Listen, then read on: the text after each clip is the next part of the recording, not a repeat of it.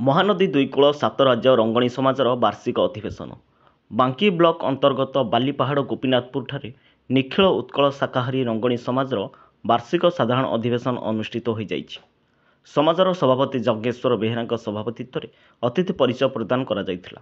प्रतिवर्ष विभिन्न राज्य में महासभा होइथबा बेले 9 वर्ष पर गोपीनाथपुर रंगणी साही अधिवेशन उत्सव अनुष्ठित होइथारु स्वजातीय झील एवं पुओ माने नृत्य गीत गान करी अतिथि मानकु स्वागत करथिले।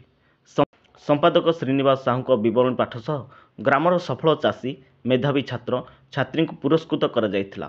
नरसिंहपुर, बड़म्बा, दिगिरिया, ढेंकानाल, बांकी, खोर्धा, नयागढ़, फुलबाणी, कंधमाल, ब्रह्मपुर, पुरी, जाजपुर राज्यर रंगणी समाजर सभापति और संपादक भाई मान उपस्थित थिले।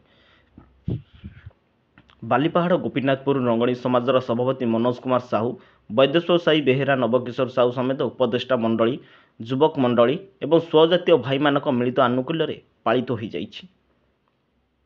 बांकीरू मानस रंजन साहू का रिपोर्ट, खबर हब ओडिशा। आम ग्राम ना गोपीनाथपुर 8-9 वर्ष पर आम गाँव में रंगणी समाज उपलक्षे किसी कार्यक्रम हो तो आम बहुत अलग अलग राज्य सब बहुत लोग आसुँच बाहरी जो लोक मैंने भी रोचे ये आसी से भागीदार होती। आमर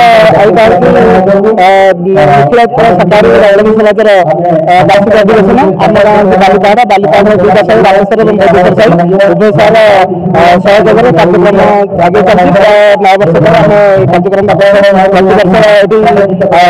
सब गाँव में होमर पालित 9 वर्ष पर समस्त आम सभापति श्रीजुक्त जज्ञेश्वर बेहेरा एवं संपादक श्रीजुक्त श्रीनिवास साहू से उभय महोदय सहित आम गाँव समस्त सहयोग कार्यक्रम आम कर निश्चित भाव में कार्यक्रम आगू बढ़ी चलो।